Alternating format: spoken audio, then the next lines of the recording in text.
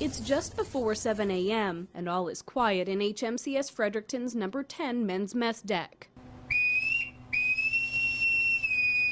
Good morning, Fredericton. Your weather for today. Mainly sunny with winds east to northeast, 10 to 15 knots, seas of 1 meter with a high of 28 degrees. Days get started early at sea, and with 15 to 20 people living together in each mess deck, space is at a premium. So is water. The crew are limited to pusser showers. The idea? Wet down, shut off the water, shampoo, soap up, then rinse, all in 2 to 4 minutes. Then it's breakfast, always a bevy of options to fill 250 hungry bellies. Love pancakes.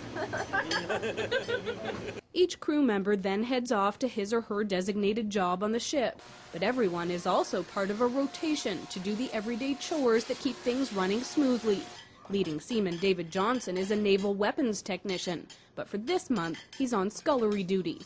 If no one were here to clean the galley and also the mess seaman and blow mess, then basically we wouldn't be able to function properly. You have to maintain hygiene, and you also have to make sure everybody gets their utensils, their plates, their cups, everything they need basically to eat lunch, breakfast and supper.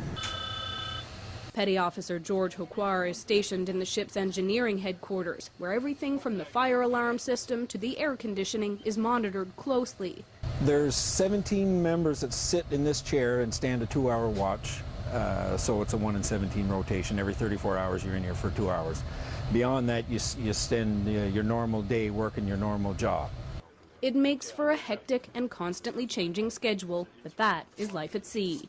I enjoy life at sea. I enjoy the camaraderie, the way that people pull together to get jobs done, and there's a certain pride that comes from that and the sense of accomplishments when it gets done right. The crew work day and night to keep the ship running smoothly, but relaxing and unwinding are important too.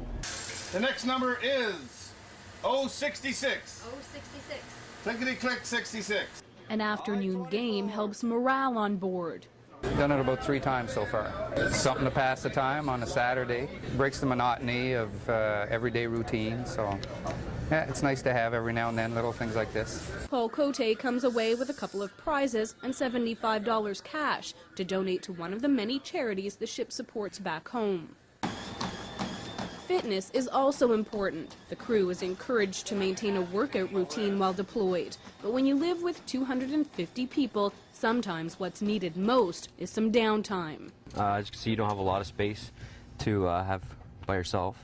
So when you get time off, you kind of want to retreat away from everybody and have some alone time. For others, it's a funny movie and a good laugh. The Navy tries to make ship life as much like normal as possible. The crew have bank accounts at the ship's pay office. Shipwise barber brush.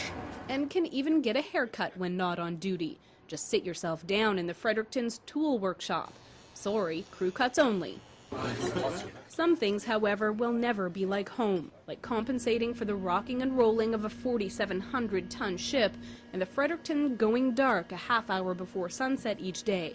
They use red light only as a safety precaution for the night watch. If we're called upon to go on the upper decks and your eyes are not familiar with the dark, it's going to take you quite a few minutes to get used to get your night vision on the upper decks, and you can save time if you're, obviously if the ship is darkened already. But no matter the pastime or the comforts of home, being deployed is never easy. These sailors sacrifice their personal lives to serve their country. They're away for 6 months, often confined to the ship for weeks at a time between port visits.